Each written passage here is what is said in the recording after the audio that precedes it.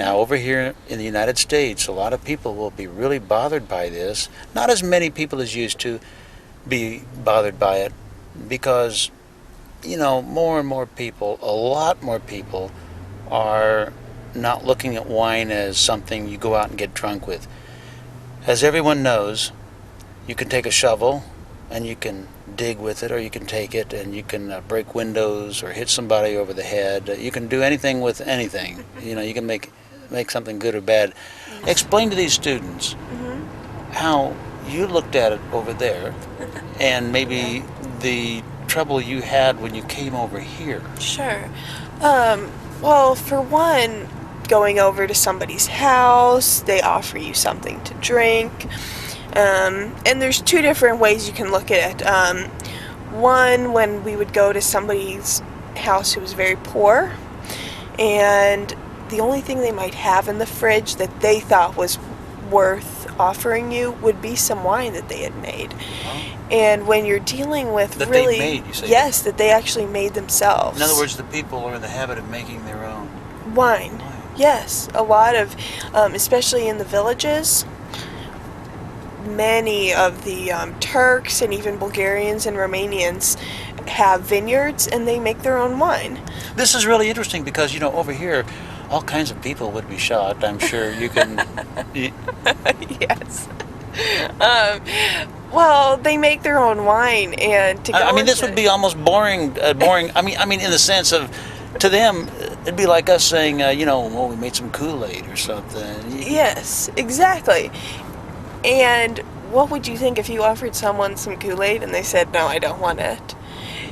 You might even be offended at the fact, okay, well, do you just not like Kool-Aid, or are you afraid that I did something to it that's going to make you not like it? Why don't you want it? So when you go into someone's house who's very poor, or might just not be so poor, but they don't really have much, and they offer you something to drink and you refuse it, even though you might say, well, I just don't believe in it, they're not going to believe that. They're going to think that you don't want it because maybe you don't like them, or you don't think that it's probably good wine. Oh, I see. So you would really offend them to say no. Yeah, I don't want your crummy wine. Right, exactly. So it would really be offensive to refuse something like that. Okay, so somebody goes with you, and let's say somebody from the United States goes with you, they're visiting, and you say, well, let's go, I want to introduce you to some of my Turkish friends. Yes. And if they can possibly believe that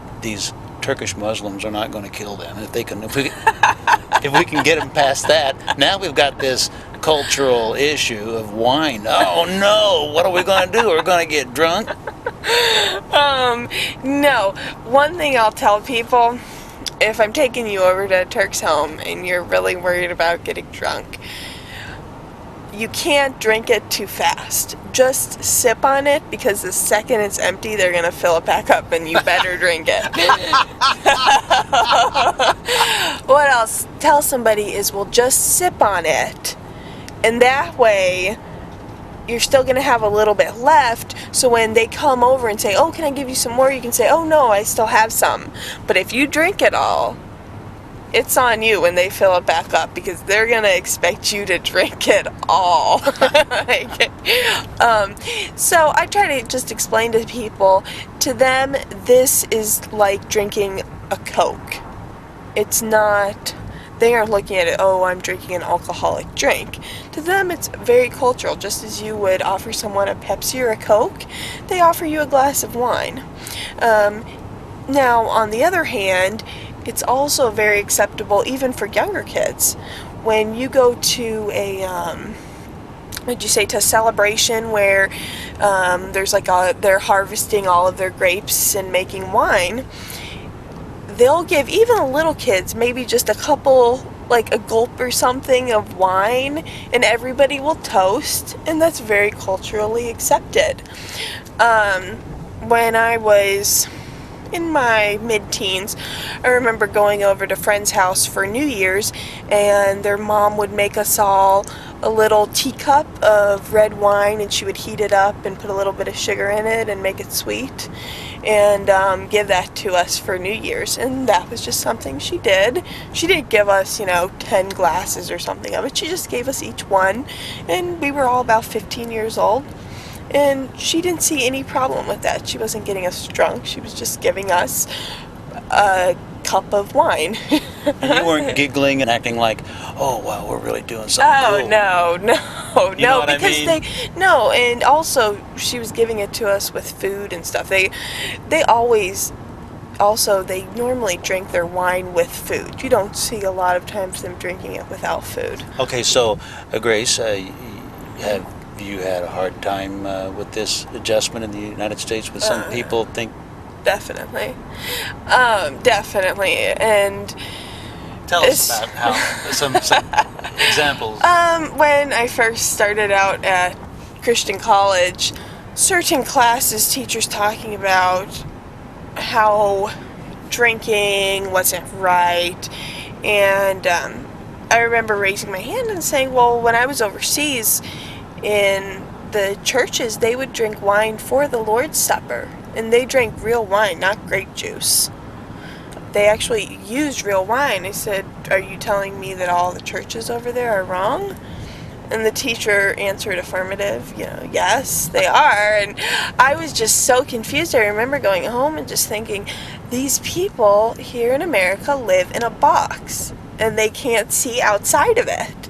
And since this is all they know, I was like, they can't see outside of it. And I was so frustrated trying to explain myself in that class, and nobody seemed to understand, because since they had been brought up with this idea that alcohol is completely wrong and there was no way past that, nobody could just try to open up their mind and say, well, maybe if I had been raised differently, then maybe it would be okay.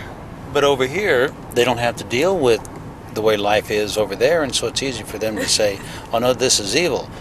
But now my German mother, she would give us little sips of stuff, different things, and it was not ever like we were getting away with anything. It was just little bits. It just was no big deal. Mm-hmm. Well, even over there, they would have, when kids are sick, they'll have bottles of brandy and stuff, and just give them maybe a teaspoon or a tablespoonful of it to make them stop coughing and help them get to sleep, and it's totally acceptable. Most of the kids that I grew up with, did several of them become drunks? Oh, I'm sure.